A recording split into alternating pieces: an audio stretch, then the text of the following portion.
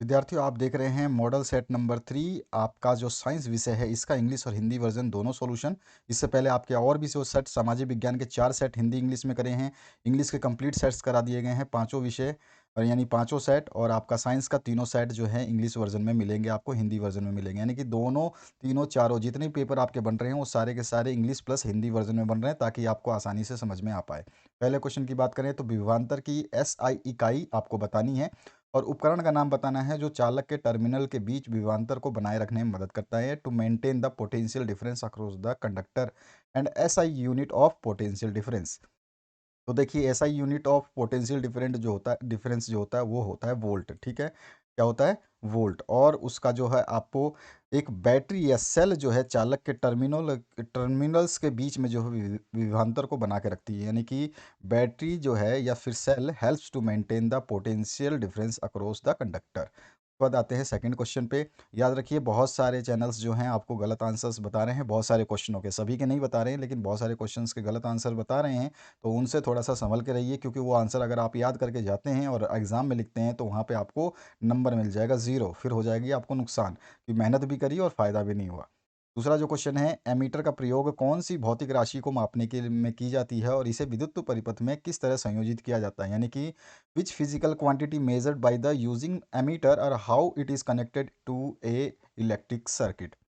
तो एमीटर का प्रयोग जो है विद्युत धारा को मापने के लिए किया जाता है, यानी कि करंट को मापने के लिए किया जाता है, इलेक्ट्रिक करंट को। और इससे इसे जो है विद्युत परिपथ में श्रेणी क्रम यानी कि आपका सीरीज में लगाया जाता है। ठीक है, अगले क्वेश्चन की बात करते हैं। तो यहाँ पे है सोल्डर जो एक मिश्र धातु है वह किन दो धातुओं या किन किन धातुओं से मिलकर के बना होता है? तो सोल्डर एक मिश्र धातु है जो आमतौर पर टिन और सीसा यानी लेड से बना होता है। ठीक है, इसके बाद आते हैं नेक्स्ट क्वेश्चन की तरफ। तो नेक्स्ट जो क्वेश्चन है इसमें पूछा गया है निम्नलिखित में से कौन यौगिक जो है समजातीय श्रेणी में आता है, यानी कि होमोलोगस में आता है? तो होमोलोगस में जो है आपका एन सीरीज आती है। तो एन वाला जिसमें भी एन होता है ANE, वो आपके होमोलोगस में आते हैं। तो ठीक है ना, और ये एल्केन्स में आते हैं। ठीक है ना, एल्केन्स में। तो यहाँ पे इथेन और आपका जो है मिथेन दोनों के दोनों आपके होमोलोगस सीरीज के एग्जाम्पल है। अब आगे बढ़ते हैं। नेक्स्ट क्वेश्चन, स्त्रियों और पुरुषों में पाए जाने वाले लिंग गुणसूत्र कौन से हैं? तो महिलाओं में 2X गुणसूत्र होते हैं। ठीक है, और नर में 1X और 1Y गुणसूत्र होता है। तो ये वाले गुणसूत्र जो है लिंग निर्धारण के लिए होते हैं। ठीक है, तो यहाँ पे हमने इसका आंसर लिख दिया है इंग्लिश वर्जन में।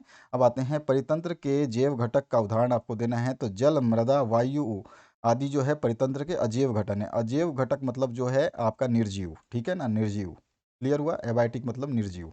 तो यहाँ पर जो है इंग्लिश में भी मैंने लिखा है इसका आंसर। आगे बढ़ते हैं सातवें क्वेश्चन पे। सातवां है, प्रत्येक पोषी स्तर पर उपलब्ध कार्बनिक पदार्थों का कितना प्रतिशत अगले स्तर पर पहुंचता है? तो प्रत्येक पोषी स्तर पर उपलब्ध कार्बनिक पदार्थों का केवल 10% ही अगले स्तर पर पहुंचता है। ठीक है, only 10% of organic matter available at each trophic level reaches to the next level. अब सेक्शन बी आते हैं। सेक्शन बी में आपको एक पी और क्यू दो कंडक्टर के वायर दिए गए हैं, जिसका एक का क्रॉस सेक्शन एरिया ए है और दूसरे का क्रॉस सेक्शन एरिया A/2 है। लेकिन दोनों की चीज़ एक कॉमन है, क्या है? लेंथ। लेंथ दोनों की L है, यानी लंबाई दोनों की समान है, लेकिन एरिया जो है वो अलग अलग है। तो इसमें पूछ रहा है कि कौन ग्रेटर रेजिस्टेंस फ्लो करेगा, प्रतिरोध करेगा और क्यों करेगा? तो देखिए, अनुप्रस्थ काट का क्षेत्रफल जितना छोटा होगा, यानी कि ये क्षेत्रफल जो है क्यू वाला जितना छोटा होगा उतना ही अधिक जो है पी और क्यू का जो है लंबाई तो समान है। ठीक है, अतः जो है आपका क्यू का प्रतिरोध अधिक होगा, यानी कि अनुप्रस्थ काट का क्षेत्रफल जितना छोटा होगा प्रतिरोध उतना ही अधिक होगा। तो यहाँ पे हम कह सकते हैं कि क्यू का प्रतिरोध अधिक है, क्योंकि देखिए यहाँ से जो आपके इलेक्ट्रॉन से ये मूव आसानी से कर पाएंगे और निकल जाएंगे, क्योंकि यहाँ पे एरिया ज़्यादा है। ठीक है, और यहाँ पे एरिया कम है, तो यहाँ पे जो इलेक्ट्रॉन्स जो चार्ज मूव होगा इस लाइन से तो वो होगा स्लो। ठीक है ना, यानी कि इससे निकलने में उसको, जैसे कि आप इस पाइप से निकलेंगे तो आसानी से निकल जाएंगे, लेकिन इसमें घुस ही नहीं पाओगे, या घुस भी गए तो फंस फंस के निकलोगे। तो समझ में आ गया होगा। तो ये प्रतिरोध ज़्यादा पैदा कर, प्रतिरोध मतलब रुकावट। रुकावट कौन ज़्यादा पैदा करेगा? आपको देखने से ही पता चल रहा है। जब दोनों की लेंथ बराबर है तो हम किस पे जाएंगे? दोनों की लेंथ बराबर है तो लेंथ को तो कंपेयर करेंगे नहीं, हम किसको करेंगे? डायमीटर को कंपेयर या एरिया को कंपेयर। तो एरिया जो है जिसका कम होगा उसमें से निकलना मुश्किल होगा और उसी का प्रतिरोध मतलब रुकावट ज़्यादा होगा। ठीक है, ये समझ में आ गया आपको आसानी से? इस तरह से आपको लिखना है। नौवां जो क्वेश्चन है, चुंबकीय क्षेत्र की SI मात्रक जो है आपको बतानी है, और चुंबकीय सुई जो है किसी धारा चालक के पास लाया जाता है तो विक्षेपित होता है क्यों? तो ये देखिए, एसआई यूनिट जो है मैग्नेटिक फील्ड का, उसको हम टेस्ला में नापते हैं, जिसको कैपिटल टी से डिनोट करते हैं। स्मॉल टी से भी कई कई बार डिनोट किया जाता है। और किसी धारावाही चालक के पास रखी चुंबकीय सुई विद्युत धारा के चुंबकीय प्रभाव के कारण जो है विक्षेपित होती है। किसके कारण होती है? चुंबकीय प्रभाव के कारण विक्षेपित होती है। बस आप ये सिंपल लिख दोगे, बहुत ही अच्छा आंसर है ये। आपने लॉ बता दिया इसमें सीधा सीधा, कौन से लॉ से ये विक्षेपित हो रही है। ठीक है, किससे ये जो है डिफ्लेक्ट हो रही है। ठीक है, magnetic needle placed close to a current carrying conductor deflects due to the magnetic effect of electric current. ठीक है, इसके बारे में ज़्यादा सार वार लिखने की आवश्यकता नहीं है। 10वां क्वेश्चन का ए पार्ट है, प्लेटिनम सोना चांदी का उपयोग आभूषण बनाने के लिए क्यों किया जाता है। बी पार्ट, सबसे अधिक कठोर पदार्थ जो प्राकृतिक पदार्थ है उसका नाम बताना है। तो ज्वेलरी क्यों मेक की जाती है इनसे, और जो नेचुरल सब्सटेंस है हार्डेस्ट, उसका नाम क्या है, दोनों बताएंगे। देखिए, प्लेटिनम सोना चांदी का उपयोग आभूषण बनाने के लिए किया जाता है क्योंकि ये धातुएं जो है अत्यंत तन्य यानी खींची जा सकती हैं, आधात वर्ध यानी कि पीट करके इसको पतली चादर में कन्वर्ट की जा सकती है, तथा चमकदार होती हैं। इनकी ऑक्सीजन से बंधुता अत्यंत कम होती है, इसी कारण जो ये वायु या नमी के या ऑक्सीजन के संपर्क में आकर के ज़्यादातर अभिक्रिया नहीं करती हैं, है ना। तो ये हम बहुत सिंपल आंसर लिखेंगे। तो यहाँ पर भी मैंने इसको समझाया इंग्लिश में, बिल्कुल वही चीज़ जो आप ऊपर पढ़ पाए हैं। और इसके बी पार्ट में हार्डेस्ट नेचुरल सब्सटेंस, तो आपको सभी को पता है हीरा जो है प्राकृतिक पदार्थ है जो सबसे कठोर होता है। ठीक है, ऑन द अर्थ। उसके बाद आते हैं 11वें नंबर क्वेश्चन पे। निम्नलिखित यौगिकों की संरचना बनानी है, तो मैथनॉल की बतानी है, फॉर्मेल्डिहाइड की और एसिटिक एसिड की। तो तीनों की संरचना यहाँ पे, मैथनॉल जो है CH3OH जो है इसका फॉर्मूला, यहाँ पे हमने इसका स्ट्रक्चर बना के दिखाया आपको। इसी तरह से फॉर्मेल्डिहाइड जो है इसको हम बोलते हैं CH2O, या फिर आप लिख सकते हैं HCHO। ठीक है, बात एक ही होता है, दोनों नाम सेम ही है, बस एक जगह हाइड्रोजन को अलग अलग दिखाया गया, इसमें हाइड्रोजन को एक साथ दो दिखा दिया गया है।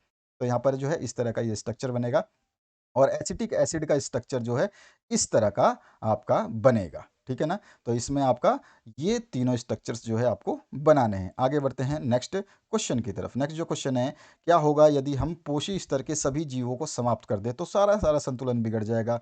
जिस चीज को आप खत्म करोगे उसको खाने वाले या उससे जीवन जीने वाले की संख्या कम हो जाएगी, और उससे आगे वाले लेवल की जनसंख्या जो है बढ़ जाएगी। तो देखिए, यदि हम एक पोषी स्तर के सभी जीवों को मार देते हैं तो इससे निचले पोषी स्तर पर जीवों की संख्या में वृद्धि होगी। इससे नीचे वाले, जो कि मान लो शेर को मार दिया जाए तो हिरणों की संख्या वृद्धि होगी। ठीक है ना, क्योंकि आपका हिरण को मारने वाला कोई नहीं बचा, तो उसकी वृद्धि होगी। और उच्च पोषक स्तर पर जो है जीवों की संख्या कम हो जाएगी, क्योंकि जो आप मार रहे हो उसको जो खाने वाले थे वो जो है उनकी संख्या में उसके उसके ऊपर डिपेंडेंट थे, वो कम हो जाएंगे। तो इससे इसके परिणाम स्वरूप क्या हो जाएगा, आहार श्रृंखला का जो है संतुलन बिगड़ जाएगा। If we kill the all the organism of one trophic level, it will lead to an increase in the number of organism at the lower tropic level and decreases in the number of organism at the higher tropic level. This will lead to disturb the food web या food chain। ठीक है, इस तरह से हमारा answer हो जाएगा। अगले क्वेश्चन की बात करते हैं। तो अगला जो 13वां नंबर क्वेश्चन है, आप कचरा प्रबंध की समस्या कम करने में क्या योगदान दे सकते हैं, कोई दो तरीकों का वर्णन करें। हमने यहाँ पे 4 तरीके बताए हैं, चारों में से जो आपको आसानी से, सारे आसान है, को आप एक बार पढ़ोगे सारे याद रह जाएंगे। ठीक है, देखिए, कचरा निपटान की समस्या में हम निम्न तरह से योगदान कर सकते हैं। पहला, जैव निम्नीकरण और अजैव निम्नीकरणीय अपशिष्ट पदार्थों को अलग अलग करके समाप्त करेंगे। दोनों को मिला देंगे तो पता चला कि आप खत्म तो करना चाहते थे सबको, लेकिन उसमें से जो तरीका अपनाओगे या तो वो जैव निम्नीकरण को मारे खत्म करेगा या अजैव को खत्म करेगा। आप दोनों को एक साथ खत्म नहीं कर सकते, इसलिए सबसे पहले अलग अलग करके समाप्त करेंगे। दूसरा है अजैव निम्नीकरण, अपशिष्ट पदार्थों का पुनः चक्रण, यानी कि रिसाइकलिंग के बाद पुनः उपयोग यानी रीयूज करना चाहिए। जैसे कि प्लास्टिक हैं, धातुएं हैं, इनको हम रिसाइकल कर सकते हैं। और जैव निम्नीकरणीय अपशिष्ट पदार्थ जैसे रसोई की बेकार सामग्री हुई, खाना बनाने के बाद बची हुई सामग्री हुई, या पत्तियां आदि जो है जमीन में गड्ढा खोद करके इन्हें दबा करके खाद बनाकर तैयार किया जा सकता है, जिससे पौधों को उच्च कोटि का खाद उपलब्ध हो सकता है। ठीक है, और एक है कचरे को आग से जलाकर नष्ट किया जा सकता है एवं बायोगैस जो है उत्पन्न कर कचरा निपटान की समस्या को खत्म किया जा सकता है। तो इस तरह से ये 4 हैं, इनमें से कोई भी 2 आप आसानी से लिख सकते हैं। यहाँ पे मैंने उन्हीं को इंग्लिश में समझाया है, आपको पढ़ोगे तो आसानी से याद हो जाएगा। 14 नंबर जो क्वेश्चन है, एकल जीव द्वारा उपार्जित लक्षण सामान्यतः अगली पीढ़ी में आनुवांशिक नहीं होते, क्यों। तो देखिए, एकल जीव द्वारा उपार्जित लक्षण सामान्यतः अगली पीढ़ी में आनुवंशिक नहीं होते क्योंकि एकल जीव द्वारा उपार्जित लक्षण कायिक ऊतकों में होने वाले परिवर्तन लैंगिक कोशिकाओं के डीएनए में नहीं जा सकते। इस प्रकार ये लक्षण आनुवंशिक नहीं होते। अब कई लोग सोचेंगे डेफिनेशन तो पढ़ लिया लेकिन समझ में नहीं आया, क्योंकि कई बार होता है बच्चों को। तो देखिए उदाहरण से आप समझ सकते हैं कि अगर कोई क्रिकेट का खिलाड़ी है, उसकी जो स्किल्स हैं यानी कि उसका कौशल जो है, उसने जो अपनी जैसे आपके अंदर जो गुण है, देखो डीएनए में गुण होना और एक आपने सीखा, प्रैक्टिस से सीखा, वो गुण जो है आप अगली पीढ़ी में हस्तांतरित नहीं कर सकते। जैसे कि हम बोल सकते हैं कि वकील का बेटा वकील जरूरी नहीं है कि बने, डॉक्टर का बेटा डॉक्टर जरूरी नहीं है कि बने, क्योंकि ये आनुवांशिक गुण नहीं है, ये क्या है, स्किल हासिल किए हुए हैं, ठीक है ना, ये लक्षण उपार्जित किए हुए हैं।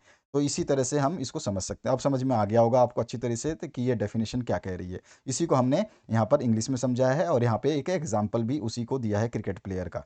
तो एग्जाम्पल देंगे तो आपका जो है डेफिनेशन में थोड़ी बहुत मिस्टेक होगी, लेकिन एग्जाम्पल दे दोगे तो एग्जामिनर नंबर नहीं काट पाएगा, ठीक है, वो जानता है कि फिर आप क्या समझाना चाहते हो। तो ये ध्यान रखना है, इस तरह से आप इसको आंसर को लिखोगे।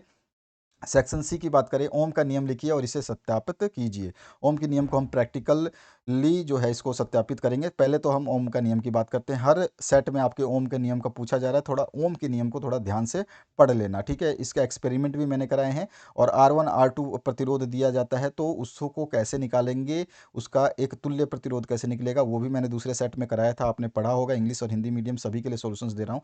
यदि भौतिक अवस्थाएं जैसे ताप, लंबाई आदि स्थिर हो, तब किसी विद्युत परिपथ में प्रतिरोध के सिरों पर उत्पन्न विभवांतर यानी वोल्टेज उस प्रतिरोध में प्रवाहित होने वाली धारा के समानुपाती होता है। अर्थात हम बोल सकते हैं V is directly proportional to I, या V equals to I R, जहाँ R एक नियतांक यानी कि स्थिरांक है, और जिसको हम चालक का प्रतिरोध कहते हैं। Ohm's law stated that the voltage across a conductor is directly proportional to the current flowing through it, provided all physical conditions temperature remain constant, ठीक है ना। फिजिकल कंडीशन और टेम्परेचर जो है कांस्टेंट होना चाहिए। अगर इनमें से बदलाव करोगे तो ओम्स लॉ काम नहीं करेगा, ठीक है। अब हम देखते हैं इसको एक्सपेरिमेंट के थ्रू। तो we can verify Ohm's law experiment as, तो the circuit diagram of experiment setup is shown in the figure. यहाँ पे ये सर्किट डायग्राम बनाया है, जिसमें V1 V2 V3 और V4 जो है हमने यहाँ पे बैटरियाँ जोड़ी हैं, एक रेजिस्टेंस लगाया है, एक यहाँ पे एमीटर लगाया है, यहाँ पे एक कुंजी लगाई है, ठीक है।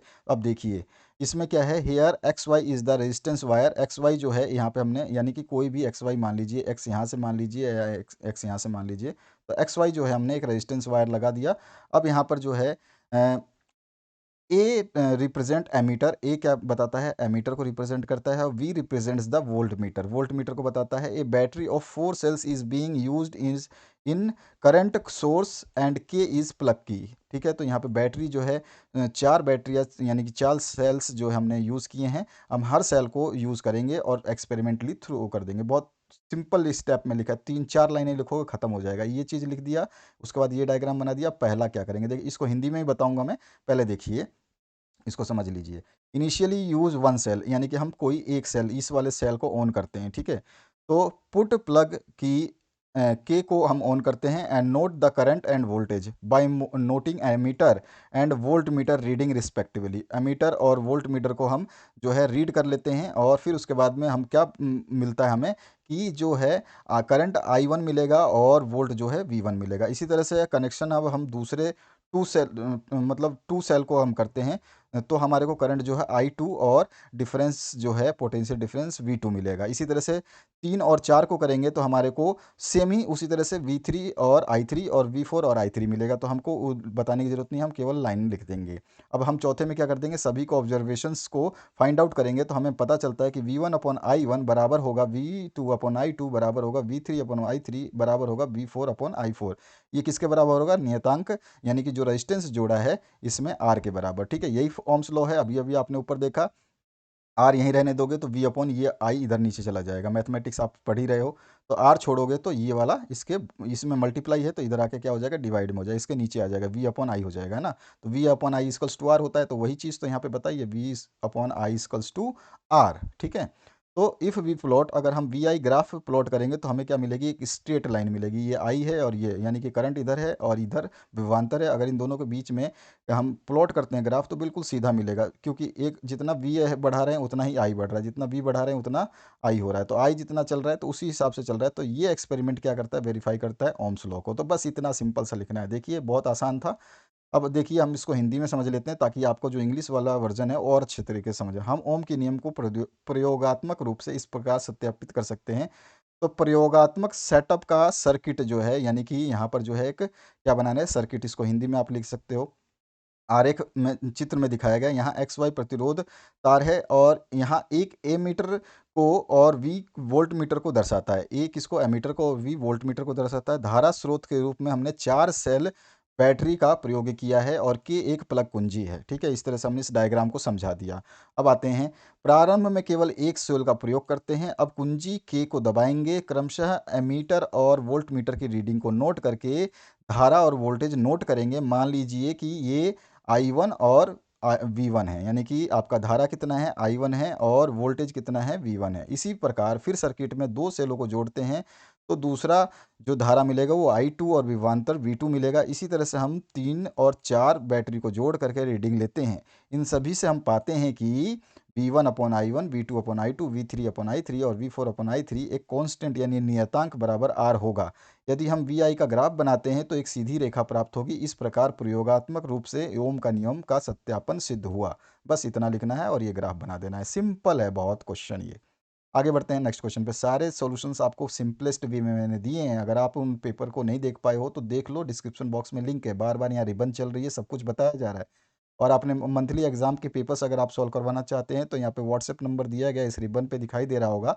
आप उस व्हाट्सएप पर उस क्वेश्चन पेपर को भेज सकते हैं, उसके सॉल्यूशंस भी दे दिए जाएंगे। और आपके जो एग्ज़ाम होंगे उनके, जैसे कि आपका पेपर मिलेगा जो आपको 1.5 घंटे में एमसीक्यू करना होगा, तो उसको आप हमें सेंड कर सकते हैं, उसके सॉल्यूशंस भी हम बना देंगे। और जो आपका सब्जेक्टिव क्वेश्चन पेपर होगा, अगर वो आपको घर के लिए मिलता है, यानी कि क्या होता है कि आपके सब्जेक्टिव में ही लिखना, क्वेश्चन पेपर में ही लिखना पड़ता है, उसी में स्पेस होता है। अगर जनरली अगर ऐसा नहीं हुआ, अगर आपको पेपर और क्वेश्चन पेपर और आंसर शीट अलग अलग मिली तो पेपर उसको भी भेज सकते हो, तो उसको भी हम सॉल्व करा देंगे। 4 प्रतिरोध हैं यहाँ पे, 4, 8 और 12 और 6 ओम को कैसे जोड़ा जाए कि कुल प्रतिरोध अधिकतम हो जाए, कुल प्रतिरोध कम हो, और अधिकतम और न्यूनतम प्रतिरोध की गणना भी करनी है। तो देखिए, कुल प्रतिरोध अधिकतम हो यानी कि टोटल रेजिस्टेंस इज मैक्सिमम, तो क्या होगा, सभी प्रतिरोधों को श्रेणी क्रम में जोड़ने पर कुल प्रतिरोध जो है अधिकतम प्राप्त होगा। By connecting all resistors in series we will get total resistance maximum, maximum total resistance हमें प्राप्त होगा। और बी पार्ट है, कुल प्रतिरोध न्यूनतम कब होगा, यानी टोटल रेजिस्टेंस इज मिनिमम। तो यहाँ पर जो है सभी प्रतिरोधों को पार्श्व क्रम में जोड़ने पर हम कुल प्रतिरोध को न्यूनतम प्राप्त कर पाएंगे। अब यहाँ पर मैंने इंग्लिश में भी लिखा है, by connecting all resistors in parallel we will get minimum total resistance. अब सी पार्ट में पूछा है अधिकतम और न्यूनतम प्रतिरोधों की गणना करनी है, calculation of maximum and minimum resistance. तो यहाँ पर देखिए अधिकतम की बात करें तो अधिकतम अभी बताया मैंने, अधिकतम को कैसे जोड़ना है, तो श्रेणी क्रम में जोड़ना है। और आपको जो है न्यूनतम को कैसे जोड़ना है, तो उसको जोड़ना है पैरेलल में। ठीक है ना। तो यहाँ पे जो है आपका क्या हो जाएगा, अधिकतम प्रतिरोध की गणना, R1 दे रखा है, R2 R3 और R4 दे रखा है। तो R1 plus R2 plus R3 plus R4 जो जोड़ोगे तो टोटल 30 ओम आ जाएगा। अधिकतम प्रतिरोध की गणना हमने 30 ओम निकाल दी। न्यूनतम को जब निकालेंगे तो इसी सभी R1 प्लस R2 और प्लस R3 के सभी के ऊपर 1/1/1 लगा देंगे। तो ये 1/R, 1/1/R1, 1/R2, 1/R3, 1/R4, और सभी की वैल्यू रख देंगे। इसकी 4 है, इसकी 8 है, इसकी 12 है, इसकी 6 है। अब इनको हम सॉल्व करेंगे।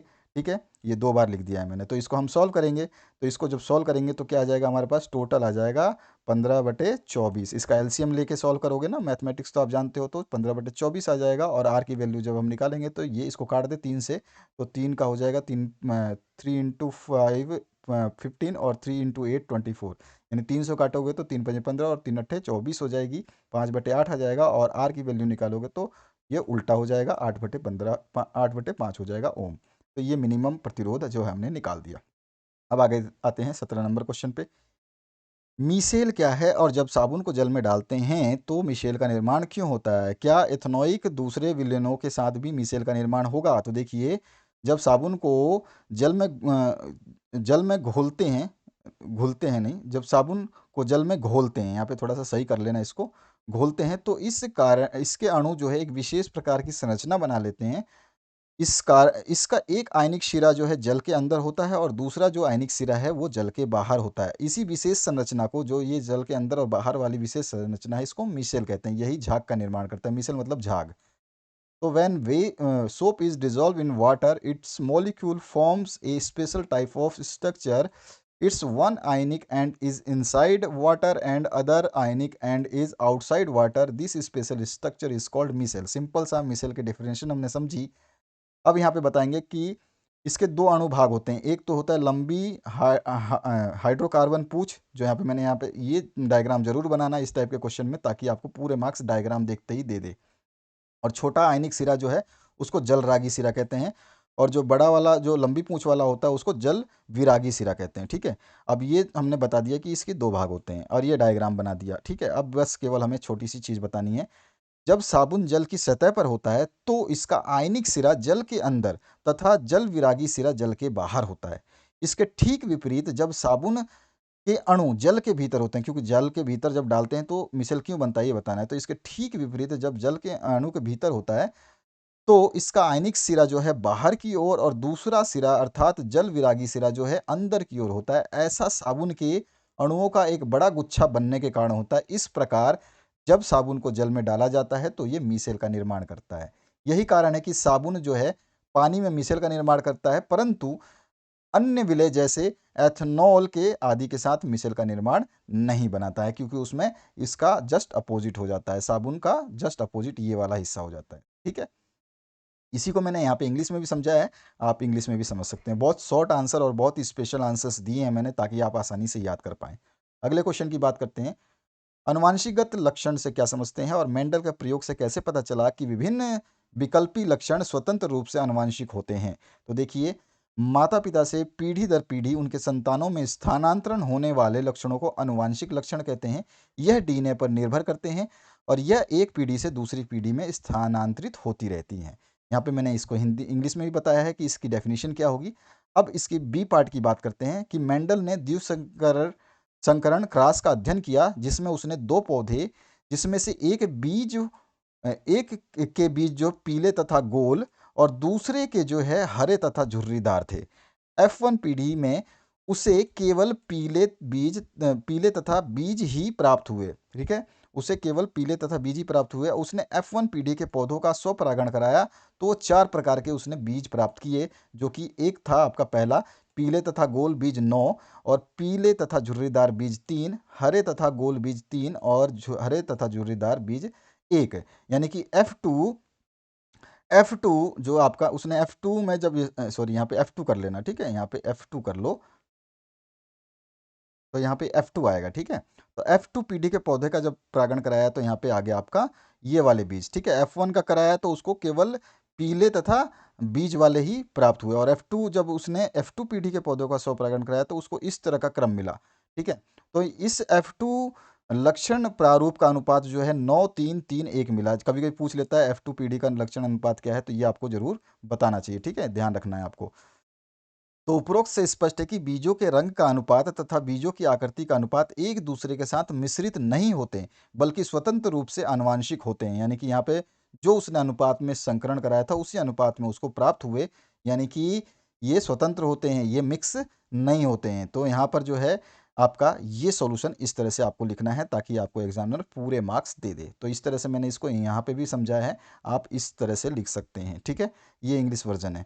अब आते हैं हम लास्ट क्वेश्चन पे। अजैव निम्नीकरण पदार्थ क्या है और हमारे द्वारा उत्पादित अजैव निम्नीकरण करणीय कचरे से कौन सी समस्याएं उत्पन्न होती है ये भी बताना है। तो बहुत इजी आंसर देखिए, वे पदार्थ जो जैविक पराक्रमों द्वारा अपघटित नहीं हो पाते उन्हें अजैव निम्नीकरणीय पदार्थ कहते हैं या अजैव निम्नीकरणीय कहते हैं। दो substance which can not be decomposed by biological process are called non biodegradable. ठीक है, अब इसको हम बी पार्ट में देखते हैं। हमारे द्वारा उत्पादित अजैव निम्नीकरणीय कचरे से कौन सी समस्याएं उत्पन्न होती है। तो देखिए, हमारे द्वारा जो है कचरे से क्या क्या समस्याएं उत्पन्न होती है। तो नालियाँ बंद हो जाती हैं, मिट्टी का विनाश होता है, प्लास्टिक खाने से मवेशियों की मौत होती है, पारिस्थितिक संतुलन जो है वो बिगड़ता है, यानी कि पारिस्थितिक असंतुलन जो है वो बिगड़ जाता है। और इसके बाद में आपका मतलब संतुलन बिगड़ जाता है, पारिस्थितिक असंतुलन नहीं, पारिस्थितिक संतुलन जो है वो बिगड़ जाता है।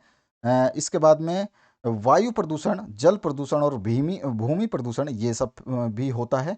खतरनाक पदार्थों का जैविक आवर्धन यानी कि बढ़ता है जैविक, और उसके बाद में मिट्टी की उर्वरता को प्रभावित करता है, फसल की उपज को कम करता है। ये सारे सारे 10 कारण जो है हो सकते हैं, समस्याएं हो सकती हैं।